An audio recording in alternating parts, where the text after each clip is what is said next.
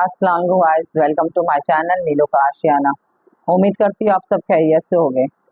आप और हम तो खैरियत से हैं, पर कुछ बच्चियाँ और बेटियाँ हमारी सेफ नहीं है, वो अनसेफ है। जैसे बदलापुर में हुआ, बहुत गलत हुआ। वो छोटी सी बच्ची थी 4 साल की, और जो डॉक्टर के साथ हुआ वो भी बहुत गलत हुआ कलकत्ता में। ये सब नहीं होना चाहिए था। ऐसा लग रहा है सारे जानवर बाहर निकल के घूम रहे हैं और हमारी बच्चियां सेफ नहीं है।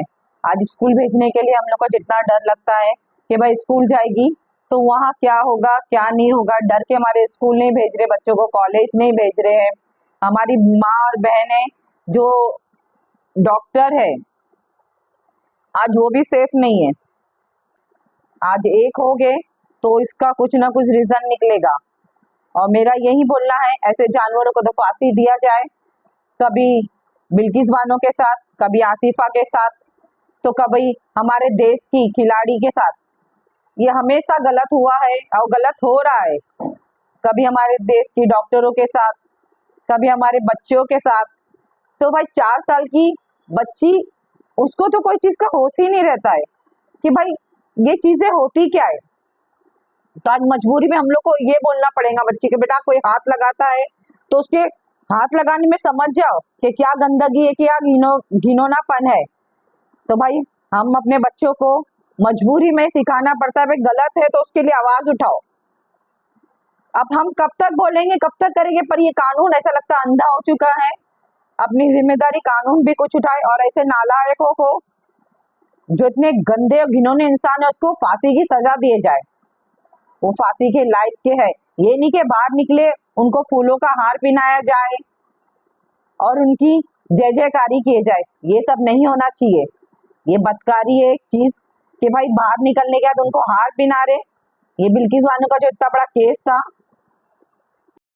ऐसा लग रहा है कि इंसान के रूप में भेड़िए घूम रहे हैं, और ऐसे लोग को छोड़ना नहीं चाहिए। ऐसे लोग को गोली मार देना चाहिए या तो फांसी की सजा देना चाहिए, क्योंकि हमारी माँ बेटियां अनसेफ है।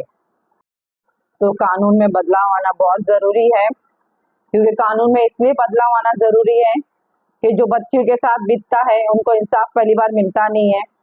सालों सालों केस पेंडिंग में रहता है, केस चलता रहता है, और जिसके सामने जो माँ बच्चियां रहती है वो माँ के दिल से पूछो कि उस दिल पे क्या बीतती है। कुछ बच्चियां रहती है, कुछ बच्चियां खत्म हो जाती है, पर एक एहसास रह जाता है कि हमारी बच्ची के साथ गलत हुआ। तो उस माँ और बहनों के लिए और हमारे लिए रिक्वेस्ट है कि प्लीज ये कानून बदलिए। 3-4 महीने में ऐसे दरिंदों को, ऐसे घिनौने इंसान को फांसी की सजा दो, नहीं तो बीच चौराहे पे गोली मार के खत्म कर दो। ज्यादा से ज्यादा 3 से 4 महीना ये केस चलना चाहिए। इसको सालों साल मत घसीटो। जो तकलीफ होती है वो उस माँ के दिल को पता है कि वो तकलीफ क्या होती है। एक माँ ही वो एहसास कर सकती है। आज हमारी बेटी को कोई छेड़ेगा तो हम तड़प जाते, चिढ़ जाते, पर वो जो माँ बेटी के साथ हुआ रहता है उस माँ के दिल में क्या बीतती है, आप माँ होके सोचो।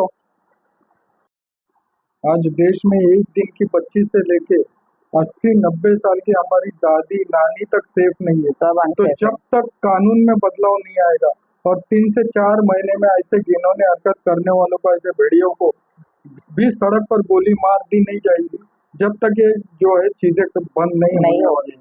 हद हो गई। अब तो एक हफ्ते में 7 से 8 इंसिडेंट। वो बेचारी डॉक्टर के साथ, अगर डॉक्टर नाइट ड्यूटी में हमारी सेवा करने के लिए जो बैठती है, हमारी मदद करती है, पेशेंट का देखभाल करती है, अगर वो सेफ नहीं है, ट्रेन में हमारी बच्चियां सेफ नहीं है, बस में हमारी बच्चियां सेफ नहीं है, ऑफिस में हमारी बच्चियां सेफ नहीं है, स्कूल में हमारी बच्चियां सेफ नहीं है, कॉलेज में हमारी बच्चियां सेफ नहीं है, तो आप बताइए सोसाइटीज में हमारी बच्चियां सेफ नहीं है। तो ये कानून जब तक कड़ा सख्त नहीं होगा, तो जब तक ये चीज बदलाव नहीं आएगा, तो मैं रिक्वेस्ट करता हूँ सरकार से कि ऐसे हालात में जो है कानून का बदलना बहुत जरूरी है। और जो माइनर हम कहते हैं 18 साल, वो उम्र कम बदली करके जो है 13 साल पर लाई जाए, कि ये 18 साल, आज वो उम्र 18 साल 13 साल के बच्चे भी बहुत समझदार हो चीज चुके का हैं। फायदा उठाते वो बच्चे भी। कुछ क्राइम ऐसे हो जिसके अंदर जो है 18 साल नहीं 13 साल को माइनर समझा जाए। तो रिक्वेस्ट रहेगी, और ये कानून में बदलाव लाना बहुत जरूरी है।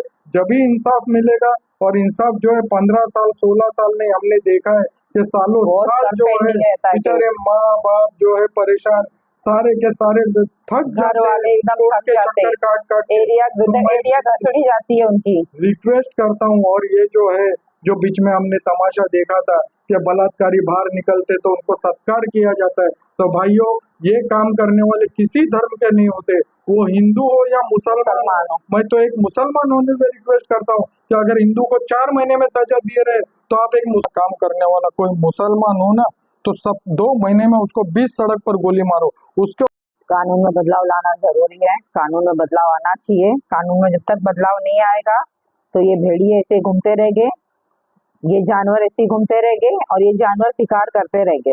इस जानवर को खत्म करना चाहिए, क्योंकि जब तक एक के साथ नहीं होगा तो दूसरा जानवर नहीं समझेगा, नहीं सीखेगा, नहीं सुनेगा। क्योंकि एक के साथ होगा ना तो दूसरे को समझ में आएगा कि मेरे साथ ऐसा, इसके साथ ऐसा हुआ, कल मेरे साथ भी होगा, तो वो डरेगा कुछ गलत करने से। कोई भी रहे, फांसी की सजा दो, 3-4 महीने में उसको खत्म करो, सो गोली मारो, कुछ भी करो। ऐसा कानून लाओ कि दहशत मच जाए, डर आ जाए, कि इंसान को समझ में आवे कि भाई ये गलत है, मैं करूंगा किसी माँ बेटी के साथ तो मुझे भुगतना है।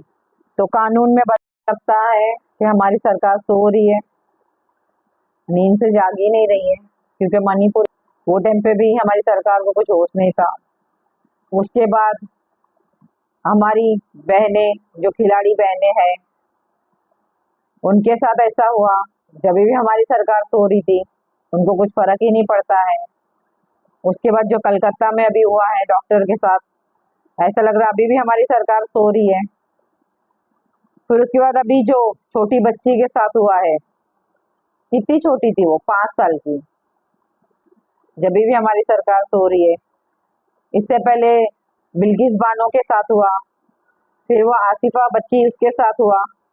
तो हमारी सरकार कब जागेगी? कभी हमारा कानून चेंज होगा, कभी हमारे कानून में बदलाव आएगा। कानून में बदलाव आना बहुत जरूरी है।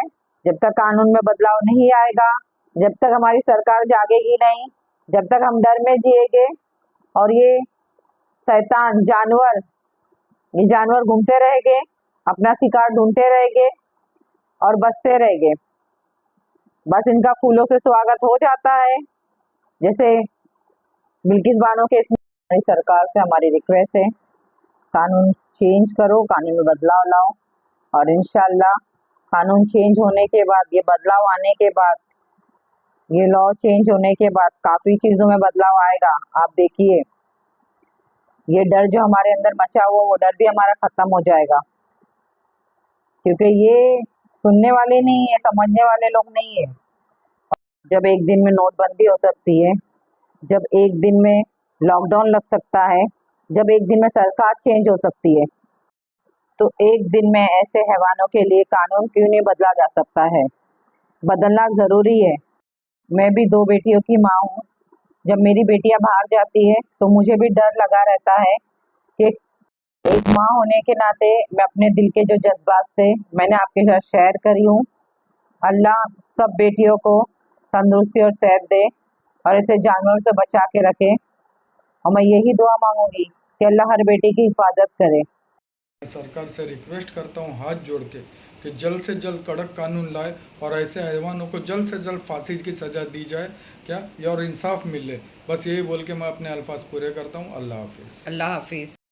मोदी जी बेटियां पलती है पर उनको बचाएंगे। फिर आ जा रे